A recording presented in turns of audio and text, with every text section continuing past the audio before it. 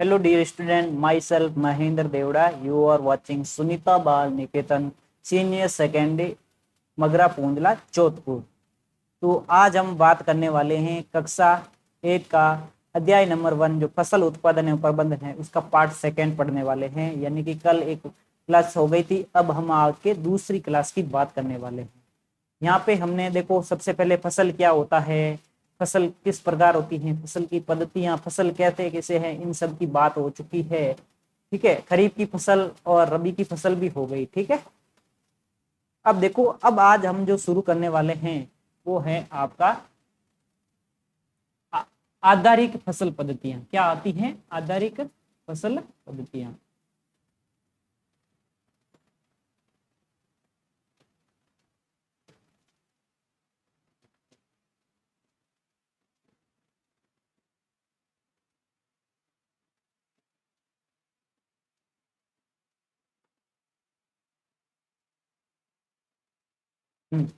अब आपकी जो आज की जो चैप्टर है, आज का जो टॉपिक है वो है आधारिक फसल पद्धतियां। यानी कि जो आपकी जो आधारिक फसलें जो पद्धतियां होती हैं वो किस प्रकार होती है, यानी कि आज की जो फसल उत्पादन होता है वो किस पद्धति के माध्यम से होता है उसकी बात करेंगे। तो एक बुज्जों का जो दिमाग चल रहा है फालतू तो नहीं चल रहा है, सही चल रहा है।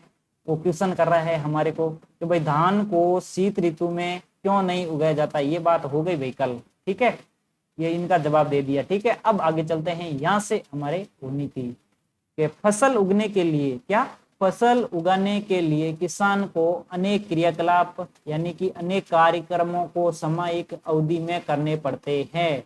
यानी कि फसल को उगाने के लिए किसान को अनेक काम करने पड़ते हैं। इधर देखो, सबसे पहले किसान देखो, सबसे पहले किसान खेती करता है तो क्या करता है, खेत में से खेत की थोड़ी बहुत सफाई करता है।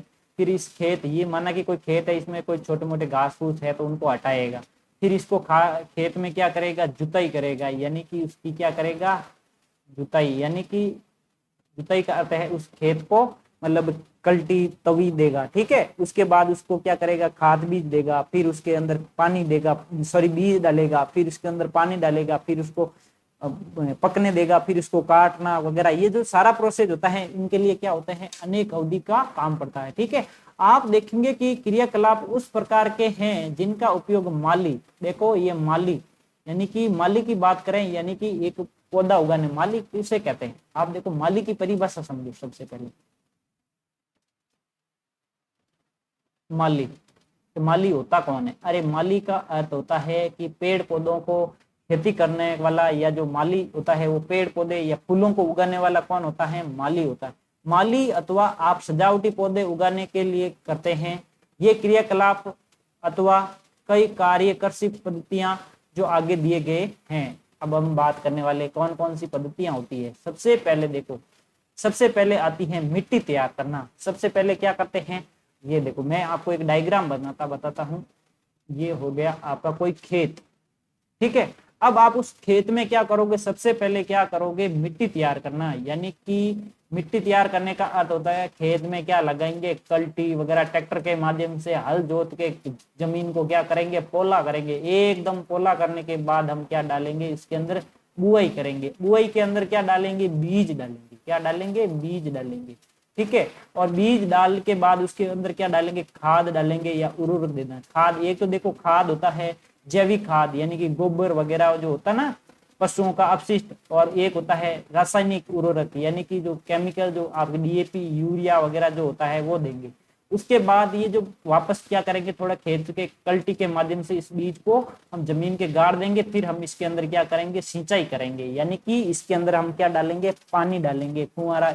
अब वो सिंचाई की भी अलग अलग पद्धतियां होती है, फुहारा विधि, ड्रॉप पानी, बूंद बूंद की सिंचाई, और आपके जैसे ढलान वाले क्षेत्रों में क्या होती है, सीढ़ी नुमा खेत बना के अलग अलग प्रकार की जगह पे अलग अलग प्रकार की सिंचाई की जाती है। ठीक है, और सिंचाई के साधन कौन कौन से, कुओं द्वारा होती है, एक नहरों द्वारा होती है, उन सब की भी बात करेंगे। उसके बाद आता है सिंचाई की तो फसल हो गई।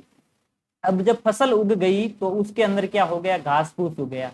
अब उस घास फूस को हटाना, उसके ऊपर स्प्रे करना, उसके खरपतवार करना, खुरपी, अभी हमने बात की ना दराती वगैरह, उनकी माध्यम से उस घास को उसको हटाना। ठीक है, अब जब फसल पक कर तैयार हो गई तो इसका क्या करेंगे, कटाई करेंगे। अरे भाई जब आपकी फसल बन जाती है, पक जाती है, तो उसके बाद हम क्या करते हैं, उसको कटा देते हैं या काट देते हैं, और उसके बाद इसका क्या करते हैं, भंडारण, यानी कि उसको बोरियों के अंदर पैक कर देते हैं।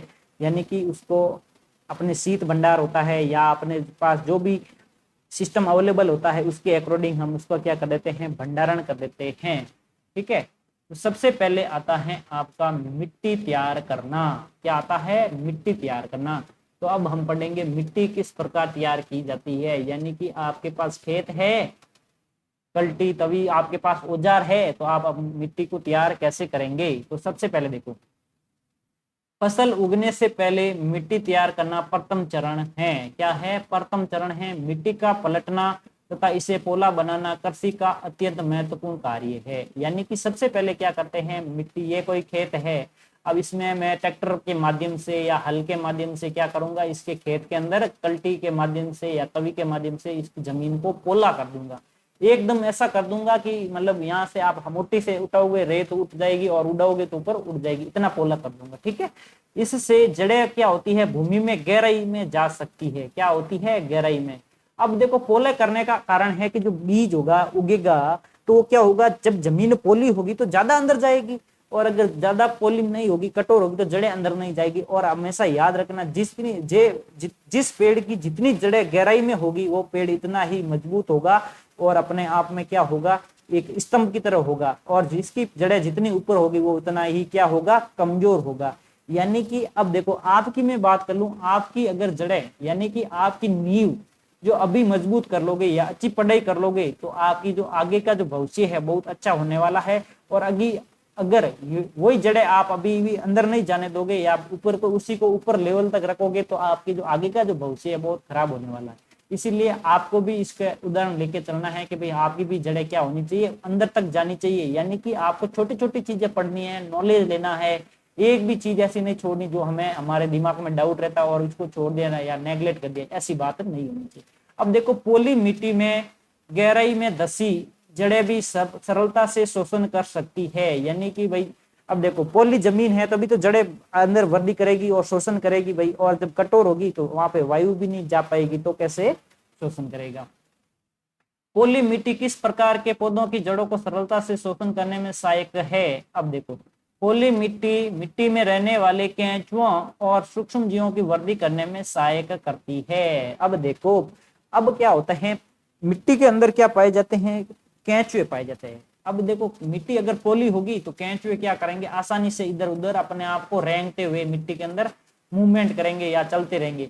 अगर मिट्टी कठोर होगी तो केंचुए क्या करेंगे, एक स्थान से दूसरे स्थान पर भ्रमण नहीं कर पाएंगे। ठीक है, और अब इन्हीं केंचुओं के द्वारा क्या बनाया जाता है, खाद बनाया जाता है। क्या बनाया जाता है, जैविक खाद बनाया जाता है। ठीक है, ये जीव किसानों के मित्र होते हैं। यानी कि जो केंचुए होते हैं वो क्या होता है, किसान का मित्र होता है, क्योंकि ये केंचुआ क्या करता है, मिट्टी को पोला बनाए रखता है तथा ये क्या करता है, नाइट्रोजनी उत्सर्जी पदार्थ निकालता है, जिससे क्या होती है, ये पेड़ों के पास जाता है और पेड़ इसमें क्या होते हैं, वृद्धि एवं विकास में सहायक होता है।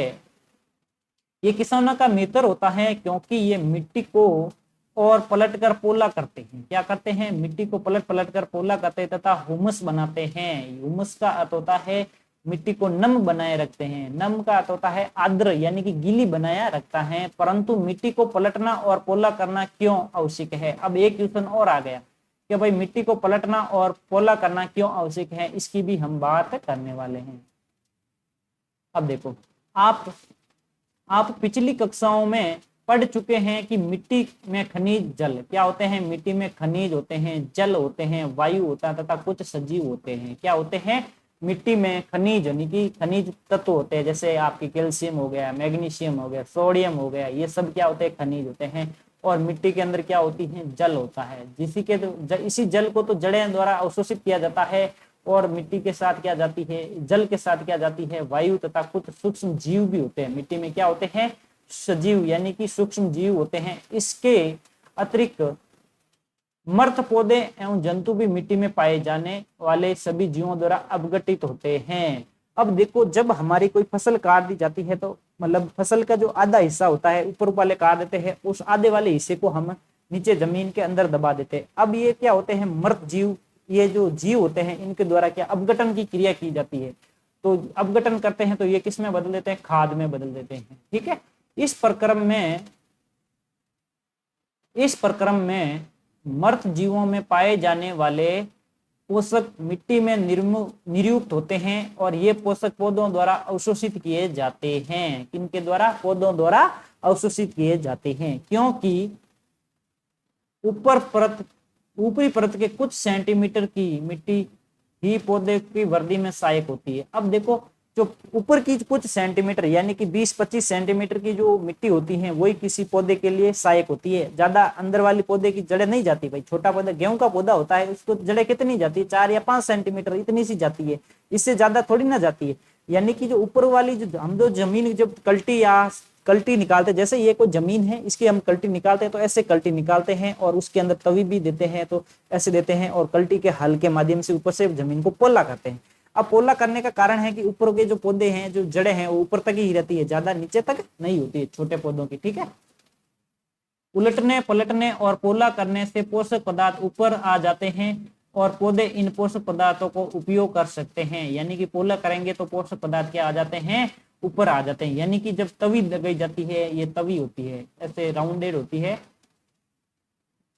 ठीक है, अब जब तवी लगाती है तो ये नीचे वाली जो मिट्टी होती है जिसमें पोषक तत्व होते हैं उसको तो ये ऊपर डाल देती है और ऊपर वाली मिट्टी को वापस कहाँ पे डाल देती है, नीचे दबा देती है। ये होता है मिट्टी का पोला करना। ठीक है, अतः मिट्टी को उलटना पलटना एवं पोला करना फसल उगाने के लिए अत्यंत महत्वपूर्ण है। क्या है, यानी कि जमीन को पोला करना या उलटना पलटना बहुत जरूरी है। अगर बिना उल्टे पलटे आप या जमीन को उलटना या पलटना किए बिना ही आप अगर फसल को उगाते हो तो आपकी फसल में जो पैदावार होगा वो कम होगा और पौधा क्या होगा, वृद्धि एवं विकास नहीं कर पाएगा। ठीक है,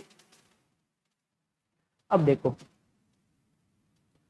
अब आपके यहाँ पे अंडरलाइन करना IMP करके, इंपोर्टेंट है। मिट्टी को उलटने पलटने एवं पोला करने की जो प्रक्रिया होती है उसे क्या कहते हैं, जुताई कहलाती है। क्या कहलाती है, मिट्टी को उलटने पलटने एवं पोला करने की जो प्रक्रिया होती है वो क्या कहलाती है, जुताई कहलाती है। अब ये जो जुताई होती है वो किसके द्वारा होती है, इसे हल चलाकर कर सकते हैं या करते हैं। यानी कि जो जुताई की जो क्रिया होती है या उलटने या पलटने की जो क्रिया होती है वो हल द्वारा या तवी द्वारा करते हैं। हमारे यहाँ पे क्या करते हैं, पहले तवी देते हैं, क्या देते हैं, तवी, और उसके बाद हम क्या चलाते हैं, हल चलाते हैं। ठीक है, अब देखो हल लकड़ी अथवा लोहे के बने होते हैं। क्या, अब जो हल होते हैं वो किसके मिलकर बने होते हैं, एक लकड़ी का होता है। देखो हल कैसा होता है, इसकी भी मैं आकार बना के बता देता हूँ।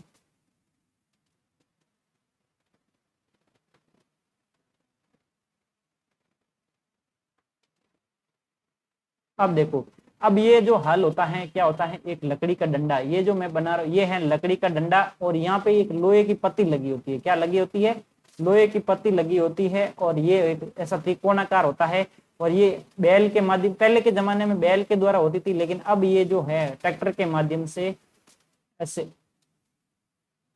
कल्टी बनी होती है और नीचे हल लगे होते हैं और ये ट्रैक्टर के हुक के द्वारा जुड़ी हुई होती है।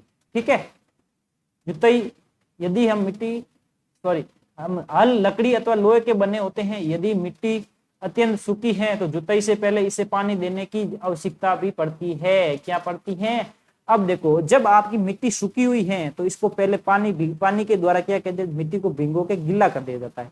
अब ये गीला क्यों करते हैं, क्योंकि इसको हल निकालने में आसानी होती है। सूखी मिट्टी में क्या होता है, हल चल नहीं पाता, इसके लिए ज्यादा मेहनत की जरूरत पड़ती है। ठीक है, अब देखो आगे चले, जुते हुए खेत में मिट्टी के बड़े बड़े ढेले भी हो सकते हैं। अब देखो जब मिट्टी को जब हम उलट पुलट करते हैं तो बड़े बड़े ढेले, अब मारवाड़ी में कहते हैं ना डगले पड़ जाते हैं। क्या पड़ जाते हैं, डगले या ढेले पड़ जाते हैं। अब इन्हें डगले या ढेले को जो पड़ जाते हैं तो इन्हें एक पाटल द्वारा, किसके द्वारा, इन्हें एक पाटल की सहायता से तोड़ना आवश्यक है। अब पाटल का अर्थ होता है पत्थर होता है बड़ा सा, या पत्थर या लकड़ी का पाटल का अर्थ होता है पाट, या आप बोलते हो ना लकड़ी का पाट या पाटा।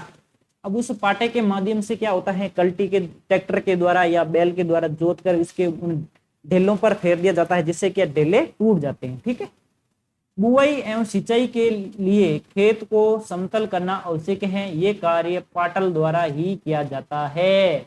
अब देखो आपके जो बुआई के लिए करना है तो खेत को क्या ऊपर एकदम सपाट होना चाहिए। ऐसे नहीं ना भाई यहाँ पे गड्ढे हो गए पैर की तरह, बड़े बड़े गड्ढे हो गए तो फसल कैसे उगा पाओगे। इसके लिए क्या होता है, इन पाटल के द्वारा पाटल फेर कर जमीन को एकदम समतल बना दिया जाता है, जिसके क्या होता है इस पर बिजाई और सिंचाई जो है वो आसानी से हो सके।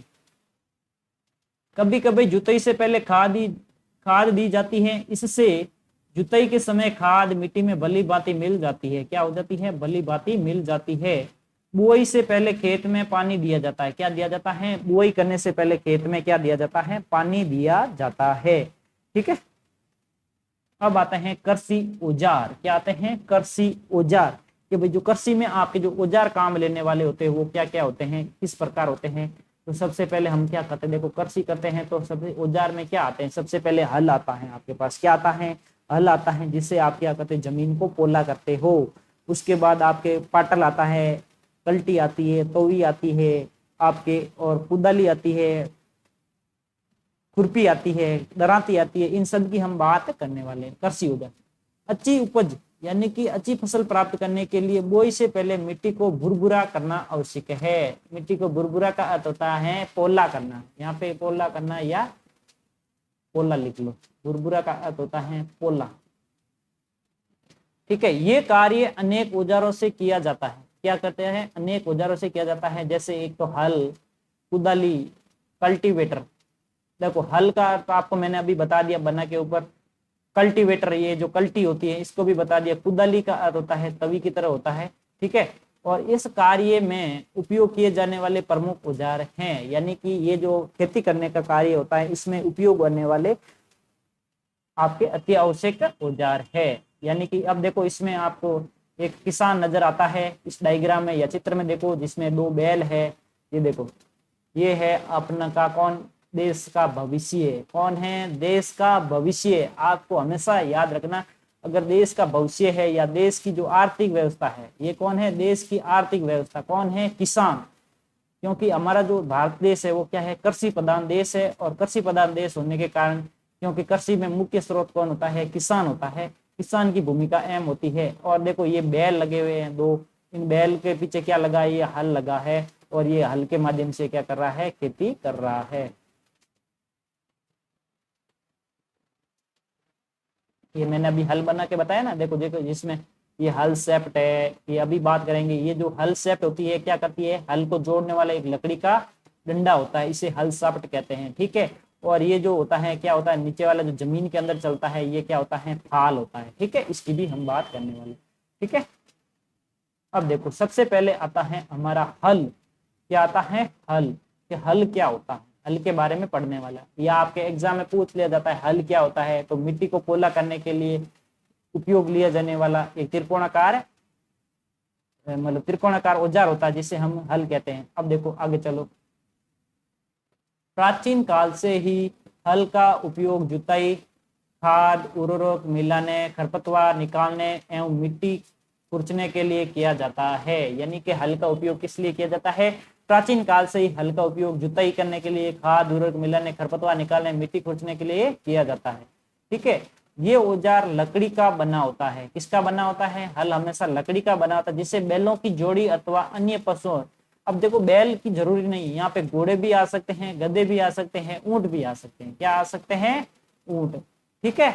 ऊंट की सहायता से खींचा जाता है। इसमें लोहे की मजबूत तिकोनी पत्ती होती है। अब देखो यहाँ पे देखो भाई हमने बात की ना पशुओं की जगह, कहीं पे आपने पहले देखा होगा मानव भी काम में आते थे।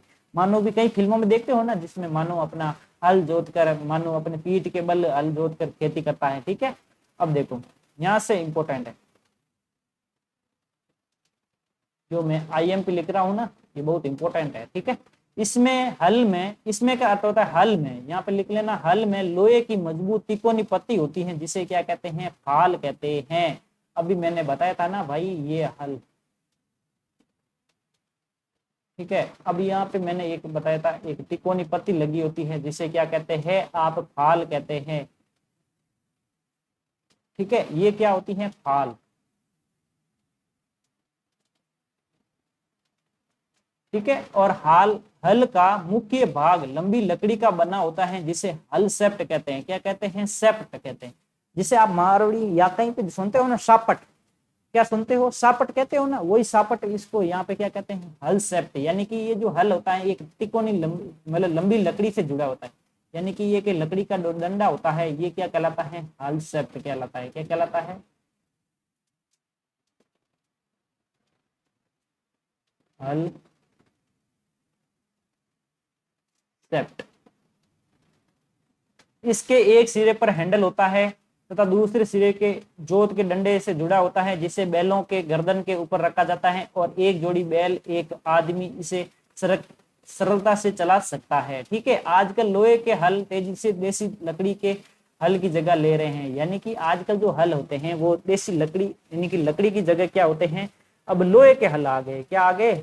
लोहे, यानी कि कल्टी वाला सिस्टम। अब भाई कल्टी है वो लकड़ी तो बनी है नहीं, वो किससे मिलकर बनी है? लोहे से। अब देखो ये वाला डायग्राम आप वापस देखो, ये किसान है। ठीक है। अब इस किसान में देखो एक हल है, इस हल को एक अलग से डायग्राम है, इस हल को एक डायग्राम बनाए। ये जो होती हैं ये पत्तियां, ये दोनों बैलों के कंधों पर आने वाली होती है। ठीक है। और ये जो जुड़ी हुई होती है जिस डंडी से, उसे कहते हैं हल सेप्ट कहते हैं। क्या कहते हैं? हल सेप्ट कहते हैं।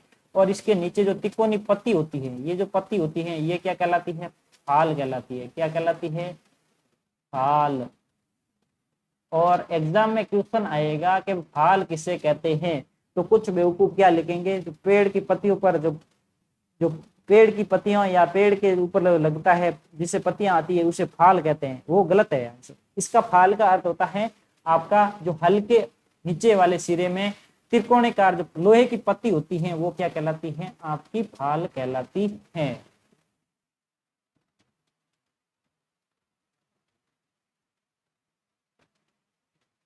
अब आती हैं आपकी कुदाली। क्या आती है? कुदाली। नंबर 2 पे हल के बाद क्या आती है? कुदाली।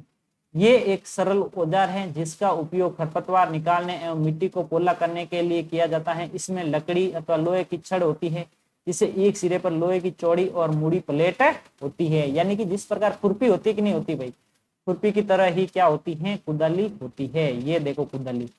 ठीक है। अब देखो ये क्या हो गया? एक मुड़ी प्लेट है, यानी कि मुड़ी प्लेट यानी कि लोहे का पत्ती है तिकनी। ठीक है। और ये क्या है? पकड़ है, यानी कि इसको एक आदमी पीछे से पकड़ेगा। ये क्या है? हैंडल है इसका। ठीक है। और ये क्या है? जोत है, यानी कि यहाँ पे क्या बैल आएंगे? दो क्या आएंगे? दो बैल आएंगे। और ये क्या होती है? छड़ होती है। ठीक है। अब देखो लगी होती है जो ब्लेड की तरफ कार्य करती है, इसका दूसरा सिरा पशुओं द्वारा खींचा जाता है। अब देखो ये जो सिरा होता है किसके द्वारा? जोत होता है। हमेशा याद रखना जोत किस पे लगाई जाती है? पशुओं पर लगाई जाती है। तो आज की जो क्लास है हम यहीं पे समाप्त करते हैं। तो कल की जो क्लास होगी जिसमें हम पढ़ेंगे कल्टीवेटर, यानी कि आधुनिक जमाने में चलने वाली, ये जो अभी जो चलती है ना, जो क्या चलती है? कल्टीवेटर, इसकी बात करने वाले हैं कल के वीडियो में। तो आज की क्लास आपको जरूर पसंद आई होगी और आप एक बार अपना रिवाइज करें और जो मैंने आपको इम्पोर्टेंट बताए हैं उनको अपने बुक्स के अंदर अंडरलाइन करें और तथा इनके जो बुक से एक बार वापस पढ़ने का ट्राई करें। Thanks my watching class.